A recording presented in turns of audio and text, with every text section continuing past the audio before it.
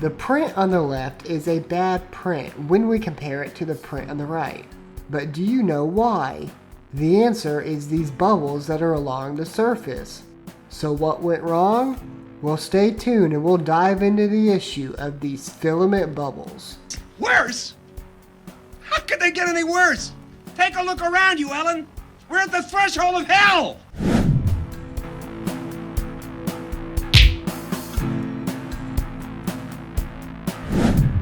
The filament of choice is ASA carbon fiber, and I had a very specific project for what I wanted to use this filament for. Now, for what I'm sure is a very logical reason, the manufacturer of the filament uses an ASA carbon fiber blend, but only 20% of the filament contains carbon fiber. And looking at the overview, the other settings were pretty much similar to printing normal ASA with a bed temperature between 80 and 100 degrees Celsius and the extrusion temperature of 260 to 280 degrees Celsius with a print speed of 40 to 60 millimeters per second. Now they could have totally scammed me because at first glance it looks exactly like ASA. Not so fast, my friend. It's only after you print the ASA carbon fiber you notice it. It's a lighter finish when compared to the normal ASA. So how's the printing of ASA carbon fiber? Well,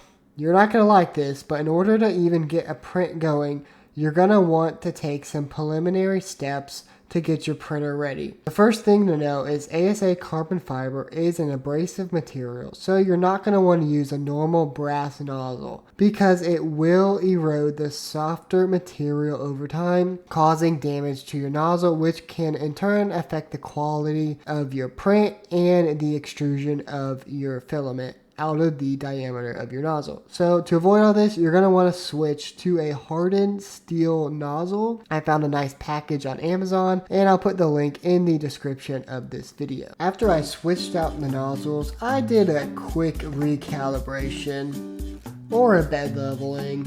And when I say me, I mean I did an auto level because, you know, technology. And then I adjusted the Z offset and I was feeling pretty good. Like it's time for some 3D printing. It's not like I needed to adjust anything else, right? Remember, don't try this at home, kids. I am a professional.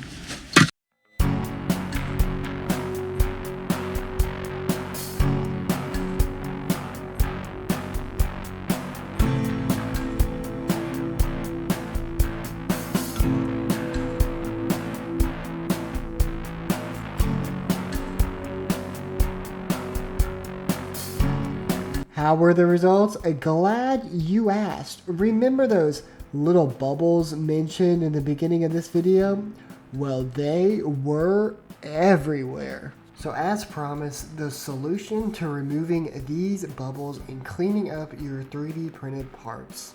Now this is top level information, so you should go ahead and subscribe to my channel. I put together a checklist and the first thing I would check is the nozzle. In our case, this is a brand new nozzle, so we're good there. But if you've been using an old nozzle for a while, go ahead and get the old one out of there. I would just replace your nozzle about every 3 to 6 months, depending on how your prints look. Second, the Z offset value is too close to the bed. Try increasing the gap between the nozzle and the bed to allow for a more evenly distributed layer. You could try to print a single layer rectangle just to see how your first layer is looking and adjust using baby steps while your printer is printing this part out, just to make sure your layer looks correct and so you can get the correct value for your Z offset. Third, the extrusion multiplier is over extruding from the nozzle. Lucky for you, I have made a video about how to calibrate this value,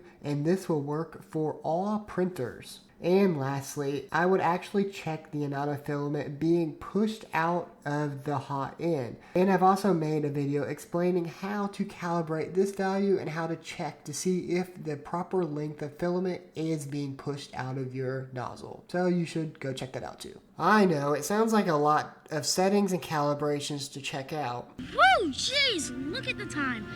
I gotta get to bed. brush my teeth, feed the hog, still got some homework to do. But once you've narrowed it down, you will no longer have these annoying bubbles on your print. And in my case, I had to adjust the Z offset and bring it down. I also had to change Quiddy's extrusion multiplier for the filament flow. So there are 2 calibration tests located in the calibration menu at the top of the slicer. And you can select the coarse or fine program to run.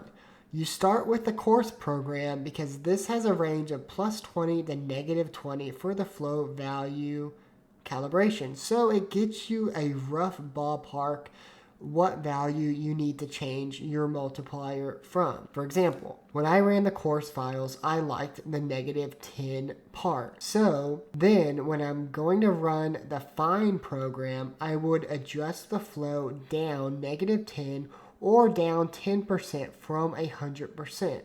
So on the fine program, I would change the multiplier to 90% and I would generate the next set of parts, and these parts range from +4 to -4 in values. When I reviewed these parts, I liked the +1, so I changed the flow calibration to 91%. And that is my flow calibration needed for ASA carbon fiber. Pretty easy, right? So did it work? There were no more bumps on my parts and everything looked good.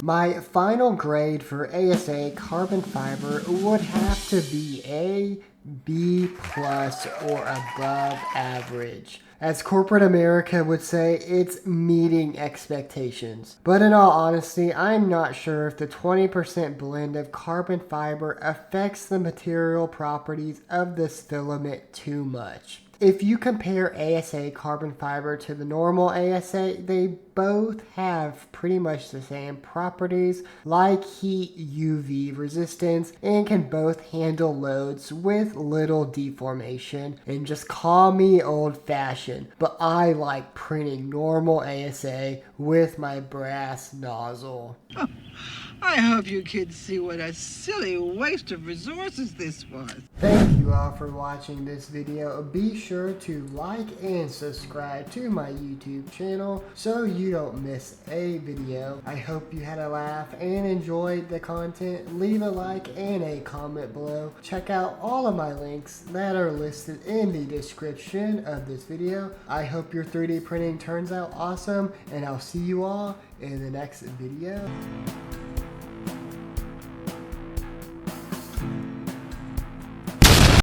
Well, if you're still watching, why? I'm kidding. I would consider you to be a true fan of our channel, and I really appreciate all of your support. So what was the reason I wanted to print with ASA carbon fiber?